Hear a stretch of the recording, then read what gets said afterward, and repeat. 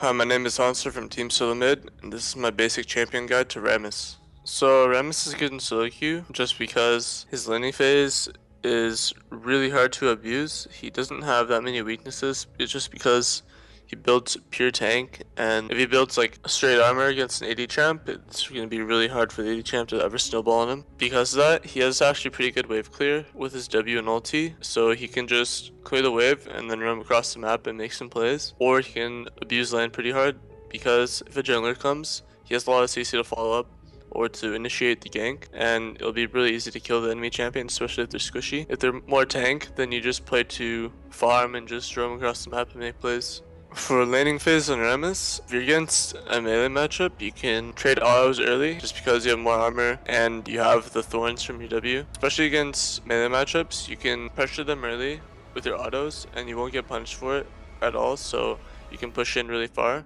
But you have to be careful of the jungler if they come. Then you're going to be quite vulnerable and your lane will be in a bad position. Against range matchups, it's usually a lot harder because he doesn't have any super good like gap closer early along in the lane. So you have to just take the lane slowly and make sure you can get enough farm to get good backs. If you can just farm under tower until you have a few items, then you'll be really strong. The goal on Rammus is pretty much to get to level 6 where you have your ulti, because your ulti is such a good wave clearing tool. Rammus doesn't have like that many options in lane other than just farming or going for an all-in. Rammus is really strong in team fights, especially if they have a lot of auto attacking champions and if they don't have like a lot of CC. If he's able to get onto the backline, almost guaranteed one-shot him with Thornmail and Sunfire. And if they have like a lot of ranged champions, I think that's actually not bad for Rammus, because if he ever gets in on the ranged champions, just with a good flank, then he can pressure them a lot and zone the backline really far. And usually you just want to aim for the backline, don't want to really go for the front line because your taunt's on a pretty long cooldown. So you just want to zone with your powerball, try to look for flanks, and then try to initiate onto the backline. And if your team has no initiation, you kind of just want to push side waves out and then rotate to the fight. You always want to try to get a good flank on the backline. Just running at the enemies up ahead or up front just isn't really efficient and you can get poked a lot. So for tips on Rammus, a really important tool that everyone should use on Rammus, especially in team fights, is that you can powerball and then flash onto someone. It'll get the instant stun and then you can follow up with your own instant taunt. I think that's a really good combo because it just allows you to instantly get on the backline and they really can't have any reaction to it unless they predict it, and it's really hard to predict. If you taunt a target and you die, the taunt will not work anymore. If you're like near death and you want to like try to get CC on someone, you really shouldn't go for it, because if you die anyways, you're just going to give them a free kill. You're not going to get the CC off, so make sure you look out for that. For runes on Rammus, I like to run attack speed reds, health per level yellows, scaling CDR blues, and armor quints. I don't think going flat AD reds, just flat armor seals, flat MR, glyphs, and attack speed quints is very efficient, because those are really only for early game stats, and if you just get scaling CDR and scaling HP and just flat armor for early game, then it'd be just as good off early, and then you'll scale better into late game.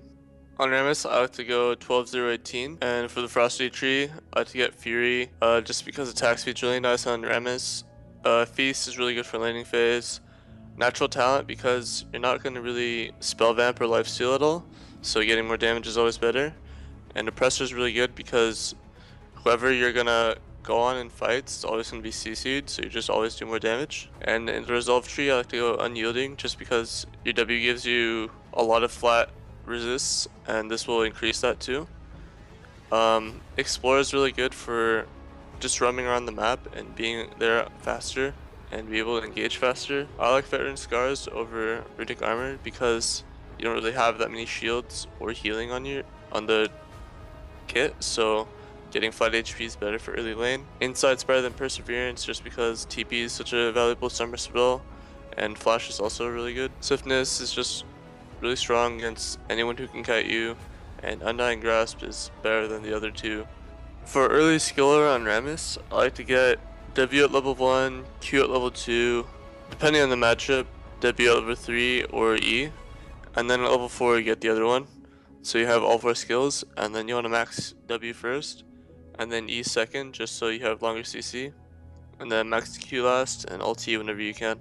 For starting items on Rammus, you almost always want to go either Doran's Shield or Corrupting Potion, just because both of them gives you a lot of sustain in lane, and Corrupting Potion will do more damage, but Doran's Shield is just safer for lane, and you take less harass. After that, you want to rush a Thornmail pretty much, especially if their enemy team has a lot of AD. If your matchup is like more caster based and you need to just wave clear, you can get a Sunfire first too, that's fine, but you also need to get Thornmail second and make sure you have those two core, because those are your main damage sources and your main like armor sources as well. And after that, if you need MR, you can build like an Abyssal or something just to do more damage, or get like a Banner of Command if you really want to like pressure the map. Anything's fine really, like Spirit Visage or Banshees. And after that, for your third armor item, you want to get an Iceborne. Iceborne's just really strong, and you're stacking a lot of armor, and you get a lot of armor from your W, so the proc from Iceborne is going to be a really big slow, and that's just really useful in team fights. Also, the CDR is really nice. It just allows you to taunt more often, use W more often, use Q more often. For boots, I think the best kind of boots are either Swifties or Ninja Tabby, just because Ninja Tabby gives you more armor, which means more damage, and if you're against a lot of AD champions, it's really good for reducing the damage. And Swifties is really good just for being around the map, being really annoying, and the movement speed is really good in team fights because you're not going to get kited as much because you have slow resist and you can get onto the backline faster. Last item, it's really dependent on the situation. You can get more HP with like a Randuin's, or you can get Dead Man's Play. It really isn't that big of a difference. You can get GA too, anything is fine really. Thanks for watching this basic champion guide. Make sure to check out the rest of the guides over at lowclass.com.